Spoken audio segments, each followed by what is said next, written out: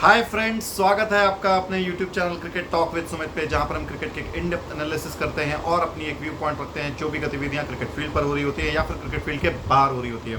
बहुत सारी खबरें हैं, बहुत सारी चीज़ों पर बातें करना है, एक एक करके सब पे ऊपर बात करेंगे। सबसे पहले बात होगी रिकी पॉन्टिंग की, जो स्टेटमेंट आई है। रिकी पॉन्टिंग ने जो बॉर्डर गावस्कर ट्रॉफी होनी है, जो नवंबर एंड दिसंबर जनवरी के बीच में होनी है, उसमें प्रिडिक्शन किया है कि ऑस्ट्रेलिया इंडिया को 3-1 से हराएगी 5 टेस्ट मैचेस की ये सीरीज़ में। और ये ऐसा नहीं है कि रिकी पॉन्टिंग ने ये पहली बार प्रिडिक्शन किया हो, हर बार ये होता है। क्योंकि जो ऑस्ट्रेलियंस होते हैं ना देखिए बात को समझिए, ऑस्ट्रेलियंस जो होते हैं वो एक साइकोलॉजिकल इम्पैक्ट डालना चाहते हैं अपोजिशन कैप्टन्स पे, अपोजिशन मीडिया पर या अपोजिशन टीममेट्स पे, जिससे सामने वाली टीम आने से पहले ही दबाव में रहे कि यार यहाँ पे क्या होगा क्या नहीं होगा। ये माइंडसेट, माइंड गेम है, इस पर ज़्यादा ध्यान देने की ज़रूरत नहीं। ये सब चीज़ें जो है टीम इंडिया अब इससे ऊपर निकल चुकी है। अब टीम इंडिया को फर्क नहीं पड़ता है कि आप क्या प्रेशर डाल रहे हो, क्या पिच डाल रहे हो, कैसी पिच है, क्या कंडीशन है, क्योंकि बिकॉज अब ये लोग प्ले करने के लिए नहीं जाते, ये लोग जीतने के लिए जाते हैं। तो जब जो इंसान जीतने के लिए जाता है ना, उसके लिए सब सारे मायने खत्म हो जाते हैं। बट फिर भी उनके एक्स कैप्टन्स, एक्स कोच और एक्स प्लेयर्स के तरफ से यही हमेशा उम्मीद होती है कि वो हमेशा अपना प्रेडिक्शन डालते हैं कि ये होने जा रहा है या ये होने वाला है।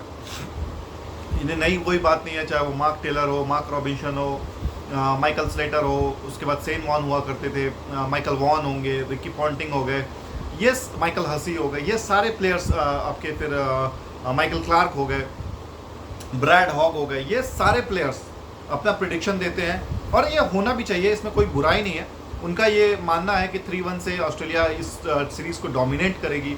इसका मुंहतोड़ जवाब हमारे यहाँ से रवि शास्त्री ने भी दिया है कि Australia should not forget what to expect from this Indian side. ये इंडियन टीम को ऑस्ट्रेलिया ने लगभग 2014 से अभी तक बॉर्डर गावस्कर ट्रॉफी ऑस्ट्रेलिया नहीं जीत पाई है। वो शायद वही लास्ट ट्रॉफी था जिसमें महेंद्र सिंह धोनी ने कैप्टनसी छोड़ा था और विराट कोहली को कैप्टन बनाया गया था। और मुझे वो स्टेटमेंट आज भी अच्छे से याद है कि रवि शास्त्री ने जब मतलब इंडियन टीम हार रही थी वो सीरीज़, और ये करके हार रही थी कि वो चेस के लिए जाते थे और वो 100 रन 50 रन से शॉर्ट रह जाते थे और मैच वो इंडियन टीम हार जाती थी। तो रवि शास्त्री ने वहाँ पर यही पॉइंट किया था कि मार्क माई वर्ड, आने वाले फ्यूचर में या आने वाले समय में ये टीम बहुत ही ज़्यादा स्ट्रांग होगी, ये इंडियन टीम बहुत ही नंबर 1 रैंक पे होगी, क्योंकि ये अब जीतने के लिए जाते हैं। जीतते हुए अगर आप हार जाते हो कोई मैटर नहीं करता। ये रवि शास्त्री के उस टाइम पे स्टेटमेंट थी जब 2014 में बहुत लोगों ने मजाक उड़ाया होगा कि क्या बोल रहे हैं क्या नहीं बोल रहे, लेकिन ये आने वाले समय ने बता दिया कि ये जो वो जो इंडियन टीम थी वो नंबर 1 टीम थी, नंबर चैंपियन टीम थी, और वो टीम ऑस्ट्रेलिया को ऑस्ट्रेलिया में 2 बार हरा चुकी थी। एक बार तो चलिए आप ये बोल सकते हैं कि हाँ हमारी फुल स्ट्रेंथ थी और ऑस्ट्रेलिया के यहाँ से डेविड वार्नर और स्टीव स्मिथ टीम का हिस्सा नहीं थे, तो टीम थोड़ी कमज़ोर पड़ी हुई थी और उसका फ़ायदा इंडिया ने उठाया और इंडिया ने वो सीरीज़ को 2-1 से जीता था। लेकिन उसके बाद जो सीरीज़ हुई 2020-21 वाली, वहाँ पर कोई भी एक्सक्यूज़ नहीं, क्योंकि ऑस्ट्रेलिया की सबसे स्ट्रॉन्गेस्ट टीम थी वो, बैटिंग हो, बॉलिंग हो, फील्डिंग हो, कोचेज़ हो, सभी थे, और इंडिया के पास बिल्कुल भी नौसिखिया टीम जो थी वो वहाँ पर खेल रही थी। और उसके बाद रवि शास्त्री ने उनको लड़ा करके सीरीज़ जितवाया था और एक नाम मुकाम हासिल किया था कि ऑस्ट्रेलिया में जा करके ऑस्ट्रेलिया को हराने वाली इतने कम समय के लिए जो कोई टीम थी वो साउथ अफ्रीका थी, और अब इंग्लैंड हुई। उसके बाद फिर इंडिया ने ये कारनामा करके दिखाया, वरना अभी तक कोई ऐसी टीम नहीं है जो कि बैक टू बैक जा करके ऑस्ट्रेलिया को ऑस्ट्रेलिया में हरा। मैं वेस्ट इंडीज़ के पुराने ज़माने की बात नहीं कर रहा हूँ, मैं अभी जो 2000 के बाद से की बात कर रहा हूँ कि 2000 के बाद जो इनविंसिबल ऑस्ट्रेलियन टीम थी, ये 95 ले लो आप, 95-96 के बाद से ले लो, कोई भी टीम नहीं थी साउथ अफ्रीका, इंग्लैंड, ये इनको छोड़ करके जो ऑस्ट्रेलिया में जा करके कंटिन्यूस मैचेस जीत रही है। तो रिकी पॉन्टिंग साहब को मैं यही बोलूँगा, अच्छी बात है आप प्रेडिक्ट कर रहे हैं, अच्छी बात है आप, लेकिन फोकस करिए और अपनी टीम को बोलिए कि और वो अच्छे से मेहनत करे, प्रैक्टिस करे, क्योंकि इस बार का जो मुकाबला है वो हम एज ए फैंस भी देखना चाहते हैं कि हाँ किस तरीके से मैच हो रहे हैं, किस तरीके से टीम्स परफॉर्मेंस कर रही है, क्योंकि बहुत कुछ स्टेक पे लगा होगा, बहुत कुछ। कैमरून ग्रीन को अपने पोटेंशियल दिखाने अभी बाकी है एज ए बॉलर, जो अभी तक उन्होंने नहीं दिखाया है। उसके बाद मार्नस लाबुशेन हो गए, उनको दिखाना बाकी है। फिर जो ओपनर आएंगे Steve Smith as a opener वो क्या कर रहे हैं वो दिखाना बहुत ज़रूरी है। लेकिन अगर मेरे ख्याल से अगर स्टीव स्मिथ ओपनिंग करते हैं इस सीरीज़ में तो जसप्रीत बुमराह की वो नई बॉल नहीं खेल पाएंगे, और वो इनिशियल ब्रेक थ्रू अगर इंडिया को मिल जाता है एज स्टीव स्मिथ तो फिर नीचे जो ऑस्ट्रेलियन टीम है उस पर बहुत ज़्यादा दबाव पड़ेगा, बहुत ज़्यादा प्रेशर आएगा। तो मुझे लगता है कहीं ना कहीं कि इनिशियल लेवल पे तो वो स्टीव स्मिथ को ओपनिंग दे सकते हैं, लेकिन फिर सेकंड टेस्ट या थर्ड टेस्ट के बाद से स्टीव स्मिथ नीचे ही आएंगे और बैटिंग करेंगे, और ऑस्ट्रेलिया को एक मजबूत मिडिल ऑर्डर का एक रिजिलियंस देंगे जिसमें वो दमखम है कि वो कहीं से भी बाउंस बैक कर सकते हैं। ट्रेविस हेड का यहाँ पर देखना बहुत ज़रूरी है कि टीम इंडिया के अगेंस्ट में वो हमेशा अच्छा परफॉर्मेंस करते हैं। ट्रेविस हेड का क्या परफॉर्मेंस होता है इस सीरीज़ में, क्योंकि इंडियन टीम भी उनके खिलाफ बहुत ही अच्छा होमवर्क करके जाएगी कि ट्रेविस हेड को हमें कैसे रोकना है या ट्रेविस हेड को हमें कैसे विकेट उनका निकालना है। ट्रेविस हेड ऑस्ट्रेलिया के वो ट्रम्प कार्ड है जो कहीं से भी मैच को पलट सकते हैं, क्योंकि वो इतने एग्रेसिव और इतने तेज खेलते हैं, उनको फ़र्क नहीं है कि सामने 50 पे 5 है या सामने 300 पे 5 है, वो उसी अंदाज में खेलते हैं। और अगर वो 1-1.5 घंटा बैटिंग कर गए तो वो जो 50 पे 5 है वो आपको 250 पे 5 दिखता है। ये फ़र्क ट्रेविस हेड का। कैमरून ग्रीन को एज ए बैट्समैन तो उन्होंने अपना मेटल साबित कर रखा है, लेकिन एज ए बॉलर उनको साबित करना भी बहुत ज़रूरी है। Same goes with Nathan Lyon का भी इंडिया के खिलाफ उतना अच्छा ट्रैक रिकॉर्ड नहीं है ऑस्ट्रेलिया में। विकेट्स इजी नहीं मिलते हैं उनको इंडियंस के अगेंस्ट में, थोड़े से वल्नरेबल साबित होते हैं। और टीम इंडिया का भी यहाँ पर चेतेश्वर पुजारा को वो लेकर जाते हैं या नहीं जाते हैं, अजिंक्य रहाणे को वो लेकर जाते हैं कि नहीं जाते हैं, क्योंकि मिडिल ऑर्डर टीम इंडिया का बैकबोन कहलाता है। लेकिन मिडिल ऑर्डर उन दोनों के नहीं रहने से वल्नरेबल होगा। और अगर केएल राहुल और श्रेयस अय्यर पर भरोसा करते हैं तो केएल राहुल और श्रेयस अय्यर को वहाँ पर मजबूती से टिकना बहुत ज़रूरी होगा, क्योंकि देखिए न्यू बॉल सीज ऑफ किया जा सकता है रोहित शर्मा और शुभमन गिल के द्वारा। नंबर 3 पर आपके यशस्वी जायसवाल और रोहित शर्मा ओपनर होंगे यहाँ पे। तीसरे नंबर पे शुभमन गिल आते हैं। चौथे नंबर पर आपके पास विराट कोहली होंगे। 5वें और 6वें पे ये जो दो बैटिंग पोजीशन है इनको यहाँ पर कंसिस्टेंट 50-50 रन की इनिंग्स खेलनी होगी, वह नहीं तो टीम बहुत जल्दी प्रेशर में आती है। क्योंकि हमने अक्सर देखा ऑस्ट्रेलिया में अगर 1-2 विकेट गिरते हैं ना तो फिर 5-6 विकेट गुच्छे में गिरते हैं। तो वो काम नहीं करना है, आपको अपने विकेट पे प्राइस लगाना होगा। अगर वो ये दोनों कर जाते हैं नंबर 5 और 6 तो 7वें नंबर पर आपके ऋषभ पंत होंगे, 8वें पर आपके पास शार्दुल ठाकुर होंगे या रविंद्र जडेजा हो सकते हैं, और उसके बाद 3 हमारे पास पेस अटैक के होंगे। लेकिन एक मेरे को लगता है कि यहाँ पर श्रेयस अय्यर या केएल राहुल में से मेरे को लगता है केएल राहुल को मौका मिलेगा खेलने का नंबर 5 पे। 6 पे जडेजा, 6 पे आपके रविंद्र जडेजा होंगे, 7 पे आपके पास ऋषभ पंत हो सकते हैं, 8वें पर हमें यहाँ पर शार्दुल ठाकुर को लाना होगा, 9, 10, 11 बुमराह, सामी और सिराज, ये आपकी अटैक होनी चाहिए। ये अटैक अगर हम जाते हैं तो इंडिया की भी पोजीशन या इंडिया की भी जो मैच शुरू होने से पहले जो सिचुएशन है वो बहुत ही स्ट्रॉन्ग और बहुत ही अच्छी मानी जाएगी। क्योंकि ये टीम अगर टीम इंडिया खिलाती है, ये प्लेयर्स खिलाते हैं तो they are very strong on papers. अब इस स्ट्रॉन्गनेस को हमें फील्ड पर एग्जीक्यूट करना है, और अगर हमें एग्जीक्यूट करने में मतलब सफल हो जाते हैं तो ये सीरीज़ हम बहुत ही कांटेदार मैच होगी और बहुत ही नेक टू नेक चलता रहेगा। तो इंडियन टीम को भी यहाँ पर अपना रुतबा दिखाने का एक सुनहरा मौका मिलेगा, हैट्रिक लगाने का अच्छा मौका मिलेगा कि वो ऑस्ट्रेलिया जा करके हराए। बट ऑस्ट्रेलिया ने 2014 के बाद से टीम इंडिया को बॉर्डर गावस्कर ट्रॉफी नहीं जीती है उनसे, और लास्ट टाइम जो जीता था वो यही था माइकल क्लार्क की कैप्टनसी में, और विराट कोहली वहाँ पर कैप्टन बने थे, न्यू कैप्टन थे, फ्रेश कैप्टन थे। टीम इंडिया ने रिस्क लिया था उनको कैप्टन बना करके, लेकिन उन्होंने खरे उतरे और फिर विदेशों में जा करके जो हम जीतना चालू किए वो विराट के कैप्टनसी में ही आया था। अब यहाँ से रोहित शर्मा का असली कैप्टनसी का जो प्रेशर है ना वो अब दिखना चालू होगा, क्योंकि अभी तक तो वो होम और डोमेस्टिक क्रिकेट खेल रहे थे। अब यहाँ से वो अब्रॉड की टूर करेंगे तो वो जो मेटल है ना वो अब पता चलेगा कि उनके अंदर कितना मेटल है, क्या है, और वो कितने प्रेशर सामने वाली टीम को अंदर डाल सकते हैं। तो ये सारा कुछ देखने के लिए हमें अक्टूबर, नवंबर एंड दिसंबर का इंतज़ार करना होगा। ज़्यादा समय नहीं बचा है, हार्डली 2 मंथ्स का खेल है। उसके बाद से ये सीरीज़ चालू हो जाएंगी। हम सब क्रिकेट फैंस को इंतज़ार होता है कि कब इंडियन टीम ऑस्ट्रेलिया जाए। सेना कंट्रीज़ में जब भी मैच होता है तो वो बहुत ही एक्साइटिंग होता है, क्योंकि टीम इंडिया अपनी अब जान लगाती है। ये रही बात रिकी पॉन्टिंग के हवाले से। वहीं दूसरी ओर आपके जो न्यू खबर आ रही है कि टीम इंडिया ने 4 न्यू टीम्स को उतारी है दुलीप ट्रॉफी के लिए, और दुलीप ट्रॉफी में सभी प्लेयर्स अपने ऑडिशन देंगे टेस्ट मैचेस के लिए, जो कि अभी कंटिन्यूस 10 टेस्ट मैचेस आने वाली है, चाहे वो बांग्लादेश की हो, चाहे वो ऑस्ट्रेलिया की हो, चाहे वो न्यूजीलैंड की हो। तो ये इस तरीके से एक ऑडिशन भी होगा। और जो मुझे लगता है कि जो मतलब सभी टीमों को बांटा गया है, आपके शुभमन गिल टीम ए के कैप्टन होंगे, टीम बी के अभिमन्यु ईश्वरन होंगे, टीम सी के आपके पास ऋतुराज गायकवाड़ होंगे, और टीम डी के मेरे ख्याल से जो कैप्टन है वो श्रेयस अय्यर होंगे।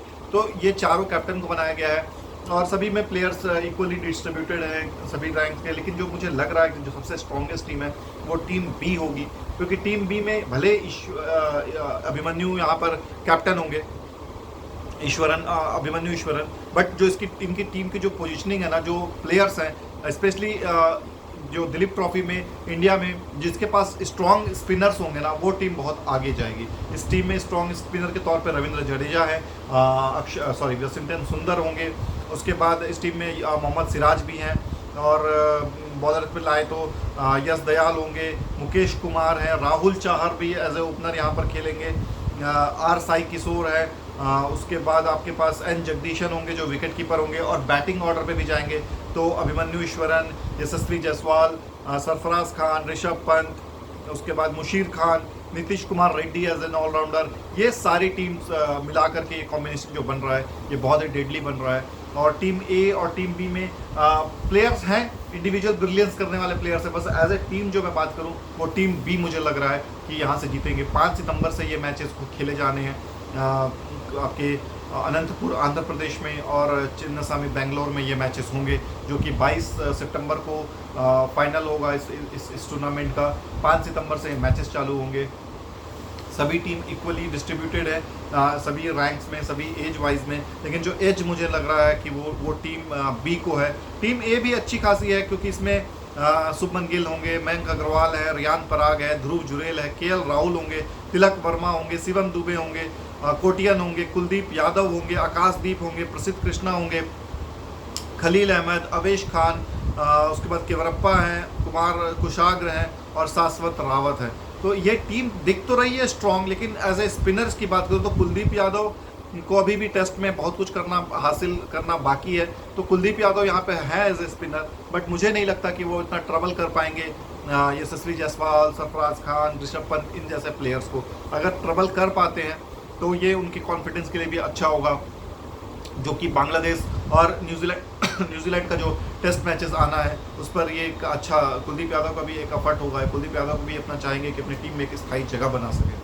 तो दुलीप ट्रॉफी, और इसमें से जो 4 प्लेयर्स हैं जो जिनका सिलेक्शन नहीं हुआ है वो है आपके रोहित शर्मा, विराट कोहली, देन आपके पास Jasprit Bumrah and ace spinner हमारे रविचंद्रन अश्विन। इनको रेस्ट दिया गया है कि ये लोग फ्रेश रहें और रिफ्रेश रहें, और ये लोग ऑब्जर्व करें प्लेयर्स। ये अगर नहीं खेलते हैं तो फिर बाकी प्लेयर्स को मौका मिलता है देखने का, जांचने का, परखने का कि वो किस लेवल पे कैसे खेलते हैं, क्योंकि यंगस्टर मतलब इनके छत्र छाया में तो वो खेल सकते हैं, बट इनके छत्र छाया के बाहर वो कैसा खेलते हैं या क्या परफॉर्मेंस करते हैं, ये सबसे ज़्यादा मैटर करेगा।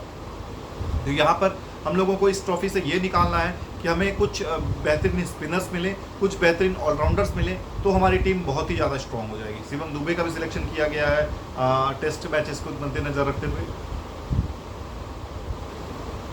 लेकिन शिवम दुबे टेस्ट मैच के बॉलर मुझे नहीं लगते हैं, ना ही टेस्ट मैच के इसको उनका माइंडसेट है कि वो उतने देर की टिक पाएंगे। नाम बड़ा है, लेकिन दुलीप ट्रॉफी में उनका काम कैसा है वो देखने वाली बात हो।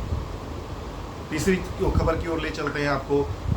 आज टीम इंडिया के बॉलिंग कोच के तौर पर मॉर्नी मॉर्कल का सिलेक्शन हो गया है। मॉर्नी मॉर्कल के नाम पे मोहर लग गई है और उन्होंने टीम को ज्वाइन भी कर लिया है। पहले से मतलब अटकलें थी, पहले से भी ये चर्चाएं चल रही थी कि मॉर्नी मॉर्कल ही कोच बनेंगे, बट मॉर्नी मॉर्कल का जो मैं सीवी की बात करूँ कि उनका जो रिज्यूम है वो क्या कहता है, तो रिज्यूम उनका बहुत ही ज़्यादा स्ट्रॉन्ग है। पारस मामरे को रिप्लेस करेंगे एंड रिसेंट जो श्रीलंका में ट्रॉफी हुई थी वहाँ पे सिराज बहुतुले को एज ए बॉलिंग कोच बनाकर लेकर के गए थे, लेकिन अब टीम इंडिया को एक परमानेंट बॉलिंग कोच मिला है और अच्छा कोच मिला है, मैं यही कहूँगा, क्योंकि सेना कंट्रीज़ में मॉर्नी मॉर्कल आपको बहुत मदद दे सकते हैं।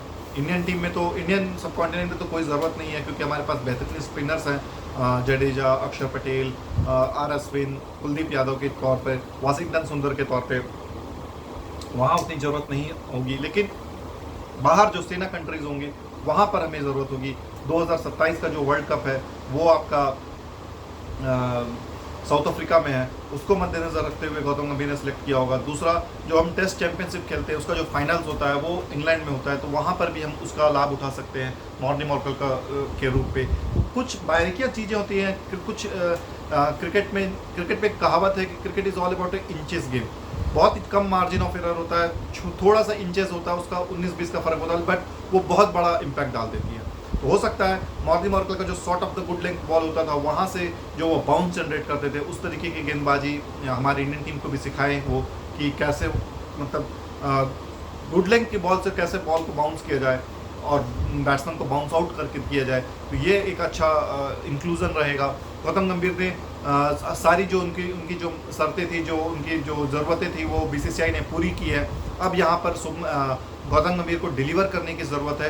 गौतम गंभीर किस तरीके से डिलीवर करते हैं ये देखने की वाली बात होगी, क्योंकि गौतम गंभीर हमेशा एक कैरेक्टर रहा है, एक ना वो हमेशा लाइमलाइट में रहा है, और एक बोलते हैं ना कि जो हमेशा अपने अपोजिशन को अटैक करते हैं और अपने अपोजिशन को डाउन ब्रेन से हराने की कोशिश करते हैं, वो गौतम गंभीर ने अब कर दिया है। अब देखते हैं कि गौतम गंभीर को जो उन्होंने इंक्लूड किया है उससे उनको रिवॉर्ड क्या मिलता है, उससे उनको क्या आउटपुट मिलता है। ये सारी चीज़ें वक्त ही बता पाएगा कि किस तरीके, क्योंकि देखिए जब भी टीम इंडिया सेना कंट्री जाएगी या फिर जब भी टीम इंडिया आईसीसी टूर्नामेंट खेलने के लिए कोई फॉरेन कंट्रीज जाएगी वहाँ पर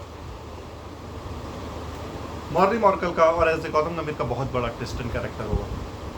ये टेस्ट और कैरेक्टर अगर वो संभाल लेते हैं तो फिर यही मीडिया उनको ऊपर चढ़ाएगी, नहीं संभाल पाते तो यही मीडिया उनको नीचे उतारने का भी काम करेगी। हो सकता है ऑस्ट्रेलिया टूर्नामेंट में जो हम जाएं तो ऑस्ट्रेलिया अपनी खार उतारे, और जो भी लास्ट टू सीरीज जो हम जीते हैं, हो सकता है ऑस्ट्रेलिया उसका बदला लेने के लिए इंडिया को 5-0 से भी हरा सकता है। लेकिन वहाँ पर हमें गौतम गंभीर को बैक करना होगा। मैं आज फिर से बोलता हूँ, गौतम गंभीर हारे या जीते ऑस्ट्रेलिया टूर्नामेंट, लेकिन हमें बैक करना है, क्योंकि हमारा जो विजन है ना वो अब ऑस्ट्रेलिया नहीं है। ऑस्ट्रेलिया था कुछ समय पहले कि हमें ऑस्ट्रेलिया को हराना, बट वो काम हम कर चुके हैं।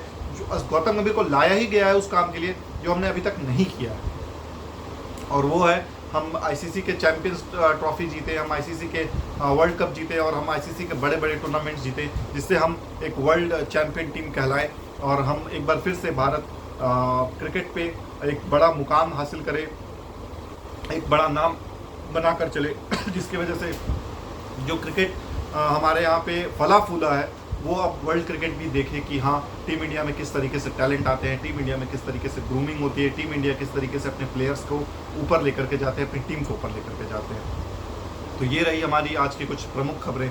कुछ और भी छोटी मोटी खबरें हैं, जिस तरीके से वेस्ट इंडीज़ और साउथ अफ्रीका का दूसरा टेस्ट मैच होने वाला है, और जाहिर सी बात है कि इस टेस्ट को भी लगता है कि काफ़ी क्लोजली फाइट किया जाएगा। और फर्स्ट टेस्ट मैच तो ड्रॉ रहा था, कुछ 1-2 दिन बारिश की वजह से भेंट चढ़ गया, बाकी फिर वेस्ट इंडीज़ ने कवर अप किया और अच्छे क्रिकेट खेल कर दिखाया, जिस वजह से ये ड्रॉ पॉसिबल हुआ।